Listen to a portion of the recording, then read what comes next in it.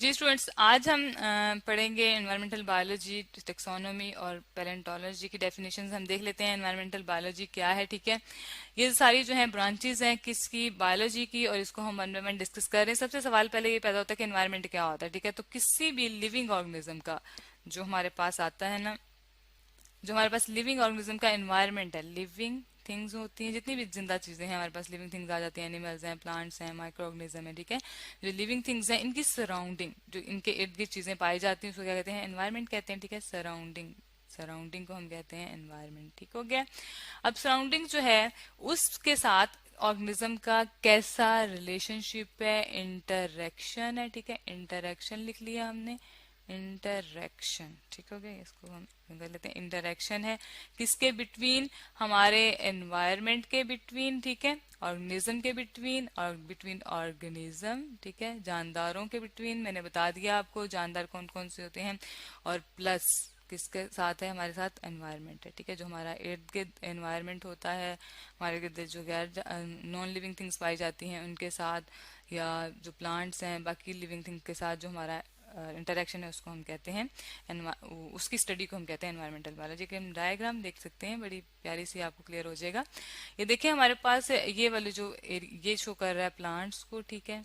तो ये living things में आ जाता है। ये हमारे पास वाटर है जो कि लाइफ के लिए इम्पोर्टेंट है, ठीक है। और ये हमारे पास क्लाउड्स आ गए हैं, ठीक है, जो है। तो ये सारा हमारा जो है एनवायरनमेंट है, इर्द गिर्द मीन इसमें हमारे पास क्लाउड्स भी हैं, हमारे पास वाटर भी है, हमारे पास प्लांट्स भी हैं, लिविंग थिंग्स भी हैं। तो ये सारी की सारी चीजें मिलके क्या बना रही हैं, हमारा एनवायरनमेंट बना रही हैं, ठीक है। और इसकी स्टडी को हम क्या कहते हैं, इसके अंदर जितने भी ऑर्गेनिज्म आएंगे उसको हम कहते हैं एनवायरमेंटल बायोलॉजी। अब हम देख लेते हैं टेक्सोनोमी क्या होती है। जी, टेक्सोनोमी कहते हैं जनरली हम क्लासिफिकेशन को, ठीक है। लेकिन अब हम बायोलॉजी पढ़ रहे हैं तो हम किस चीज को क्लासिफाई करेंगे, हम क्लासिफिकेशन कर देते हैं किसकी, ऑर्गेनिज्म की, जानदारों की, ठीक है, ऑर्गेनिजम्स की, ठीक है। साथ साथ हम इनकी नेमिंग भी इसमें करते हैं, ठीक है। हम इसको जनरली डिफाइन करते हैं कि naming and classification of organisms, ठीक है। प्लस हम इसमें नेमिंग भी करते हैं कि कैसे उसका नाम आएगा, ठीक है, उसके अकॉर्डिंग हम उसको क्लासीफाई करते हैं, ठीक है। अब क्लासिफिकेशन की एग्जांपल हम दुनिया में ले सकते हैं। अंदर हमारी अर्थ आती है, ठीक है, ठीक है, पूरी दुनिया, उसके बाद हमारी अर्थ जमीन आ गई, ठीक है। हम इसे क्लासीफाई कर रहे हैं ना, अपनी सिटीज को आप कह सकते हैं, ठीक है। कॉन्टिनेंट आ जाते हैं इसके बाद हमारे पास, ठीक है। इसे हम क्लासिफिकेशन कर रहे हैं कि हमारा लेवल कहाँ पर आता है। इस तरीके से हम, आप अर्थ आ गया, अर्थ के बाद क्या आएगा जी, कॉन्टिनेंट, जो कि खुश्की के खित्ते हैं, क्योंकि दुनिया में ज्यादातर पानी पाया जाता है। जो ड्राई एरिया उसको हम कॉन्टिनेंट कहते हैं। फिर हमारे पास कंट्रीज आ जाते हैं, और डिफरेंट कंट्रीज को ये डिफरेंट नाम हमने दिए हुए हैं और उनको डिफरेंट तरीके से क्लासीफाई किया हुआ है। उसके अकॉर्डिंग ही हम उन कंट्रीज के नाम और उनके क्लासिफिकेशन है कि कहाँ कहाँ किस किस इलाके में पाए जाते हैं। फिर सिटीज आ जाते हैं, सिटीज को नेमिंग करना, ठीक है, तो उनकी ग्रुपिंग करना, वो सारी चीजें जो है, ये सारे लेवल्स जो हैं इसको हम क्या कहते हैं, क्लासिफिकेशन कहते हैं, ठीक है। फिर इनको नाम दे दिए जाते हैं, ठीक है। इसी तरह जब हमारे पास लिविंग थिंग्स आ जाती हैं तो उसमें भी हम क्या करते हैं, ये हम डायग्राम ले आते हैं, ठीक है। आपको नजर आ रहा है, इसमें क्लियर कट लिखा हुआ है, क्लासिफिकेशन है किस चीज की, हमारे पास लिविंग थिंग्स की, ठीक है। लिविंग थिंग्स जो हमने जनरली पढ़ी थी, हमारे पास एनिमल्स होते हैं, प्लांट्स होते हैं, ठीक है, और माइक्रो ऑर्गेनिजम्स होते हैं। और जो माइक्रो ऑर्गेनिजम्स थे उसके अंदर अब हमारे पास बहुत सी और टाइप्स आ गई हैं। फंजाई आ गया, ठीक है, इसको हम थोड़ा सा हाईलाइट कर लेते हैं। फंजाई है, पोर्टिस्टा है, मुनैरा है, ये हाई लेवल की क्लासिफिकेशन है। इसमें हमारे पास मुनैरा में आ जाता है बैक्टीरिया, ठीक है। और इसके अलावा हमारे पास प्रोटिस्टा में जो है वो डिफरेंट फंजाई और एल्जी वगैरह भी आ जाते हैं, ठीक है। ये सारे जानदार हैं, ऑर्गेनिज्म हैं जो कि अब तक डिस्कवर हो चुके हैं। फंजाई भी जो है हमारे पास अलग से ग्रुप है, ठीक है।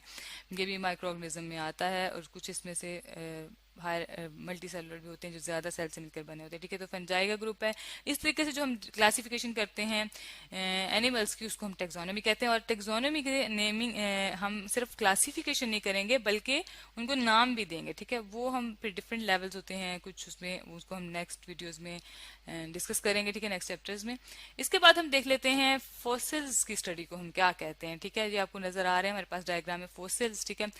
पहले सवाल तो ये पैदा होता है कि फॉसिल्स आखिर क्या चीज है, ठीक है। तो फॉसिल्स जो होते हैं वो डेड एनिमल्स हैं जो कि अरसा दराज से मर चुके हैं और जमीन में दब गए हैं, ठीक है। आप इसको कह सकते हैं डेड एनिमल्स, ठीक है, जमीन के अंदर दब जाते हैं, इनकी ममीज मिलती हैं या डेड बॉडीज मिलती हैं हमें, ठीक है।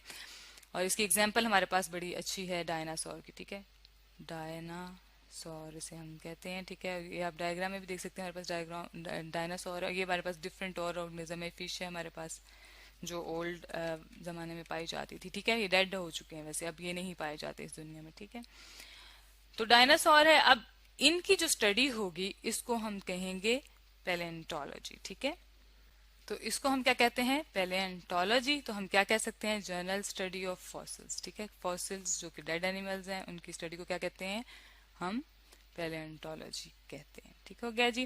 तो आज हमने बायोलॉजी की तीन इंपॉर्टेंट ब्रांचेस को देखा कि क्या क्या होती हैं, उनकी डिवीजन जो है। पैलेंटोलॉजी को देखा हमने, ठीक है, उसमें हम क्या स्टडी करते हैं, फॉसिल्स को स्टडी करते हैं।